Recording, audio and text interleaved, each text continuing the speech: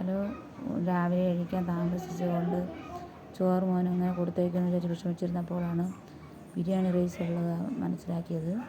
പിന്നെ ബിരിയാണി റൈസ് എടുത്ത് വെള്ളം തിളപ്പിച്ച് ഉപ്പും ഇട്ട് പട്ടയും ഇട്ട് വേകാൻ വെച്ച് അത് കഴിഞ്ഞിട്ട് ചട്ടിയിൽ നെയ്യ് ഒഴിച്ച് സവാള, ഇഞ്ചി, ക്യാരറ്റ്, ബീൻസ്, പച്ചമുളക് പിന്നെ അത്രയും ഉണ്ടായിരുന്നുള്ളൂ. ഇത്രയും വഴറ്റിയപ്പോഴേക്കും ചോറ് വെന്തായിരുന്നു. അരി വാർത്ത് കഴിഞ്ഞിട്ട് ചോറ് അടിയിലിട്ടിട്ട് അതിൻ്റെ പുറത്ത് ഓരോ ലെയറായിട്ട് വറുത്ത് വെച്ച സാധനങ്ങളിട്ട് അത് കഴിഞ്ഞ് വീണ്ടും ചോറിട്ട് പിന്നെ ഇന്നലത്തെ മീൻ ഉണ്ടായിരുന്നു, അതിൽ മീൻ വറുത്തതുണ്ടായിരുന്നു. പിന്നെ മീൻ വറുത്തതും വെച്ച് ചോറ് കൊടുത്തു. സാലഡ് പ്രത്യേകം കൊടുക്കാമെന്ന് വിചാരിച്ചു.